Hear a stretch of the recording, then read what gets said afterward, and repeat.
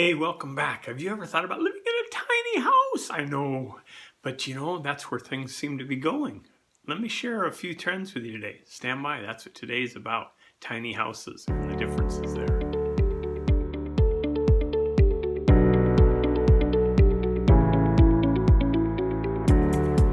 Hey, welcome back. It's David Cathers. So if you're new to the site, please take a moment, subscribe, click that little bell so you can be notified, because each week we come up with some new answers to questions that you've sent to us, and we want to make sure we get them all out there and when they're coming. So thanks for being here. But let's look at it. I said, what about being in a tiny house? So a tiny house, there's many descriptions to that, but we're seeing a trend. Actually, you always think of the celebrities and the huge mansions and bigger things, but since about 2016, we've seen a trend that they say will even continue even more so here in 2020. That people are going to smaller, more economical homes, some for the, less having to do cleaning. Others look at it for the idea of, the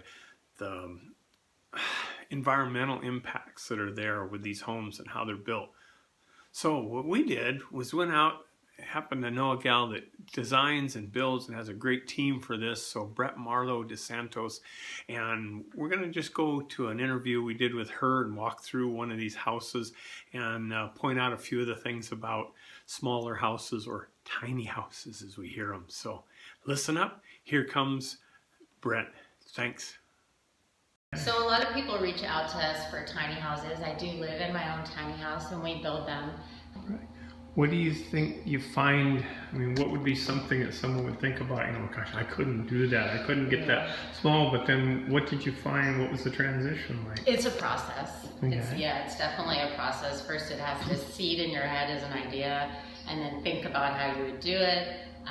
Start going through your stuff and unloading. It doesn't all have to be at once, but start kind of getting smaller. And just be willing to take a leap of faith. I was looking forward to a different lifestyle, one where I didn't have to spend my weekends taking care of my house. I could be out hiking and biking and running and doing all the things I love to do. And this has afforded me that time. And that's the best thing of tiny living or small footprint living, is low maintenance, more time. One was cut. No. What about the transition with your kids? Like how your kids are doing it, what the time it's giving you with your kids? Well, that's I think that is the time. We're outdoors. So you're in a tiny house, you're there, and you have an outdoor living space, especially in the summer when it's nice out, and some people have covered outdoor living spaces. For us, it's in the winter, we're hiking more and we're biking more and we're out in the elements, and it's fantastic. And I don't have to yell at them about cleaning their room because their loft is, small. And when we go on vacation, they don't ask to buy anything except have the experiences, because there's no place to put it.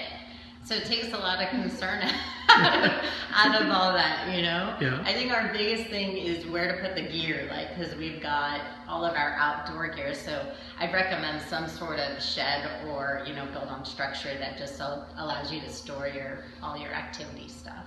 Build a big garage like what George Carlin used to say, something for your stuff. Right, some people, and it's a shed, so it doesn't have to be, thermally insulated the way you'd build a house. Yeah. Cool. Build them. However, I'm not sure we would consider this a tiny house. It is small. It's 550 square feet, but as you can see in here, it feels big in here. Yeah. We consider small footprint green by itself without all the added other green certifications. And for us, I think small is, median size of a house is about 2,500 square feet. For us, small would be no more than 1,500, and that's big small. I think we tend to think that under 4 digits and under kind of is where we're at with the small. But a lot of people ask what's tiny. Certainly 200 square feet is tiny. Probably up to 400, maxed out at 500. This is just going into the small footprint range. So you're looking at maybe 500 to 1,000 square feet being that really tight, small footprint. Yeah, and that's what we're passionate about. We love small footprint building. Yeah. Right. And you say you live in one yourself. How long have you been living in this? I think it's been about 3 years, almost 3 years. Yeah. And I just wanted to walk the talk, you know, and feel how it is and be able to design really well. I didn't have real expectations about whether I'd like it or not. And luckily I love it. Luckily, it's awesome. It's awesome. What made you want to try that, or what gave you that passion? Well, I felt like I wasn't being congruent to what I believe and what I was talking about, because I was living in the medium-sized home at 2,500 square feet. I wasn't using all the space, and it felt disingenuous. And so the only way to make that correction was for me to move into a tiny house. So let's take this another step. We're going to go to a second video on this, and basically sharing a little bit, a walkthrough of this home that they're building, and talk a little bit more about these particular home that she's recently built that we toured. So click on to the next, and here we go.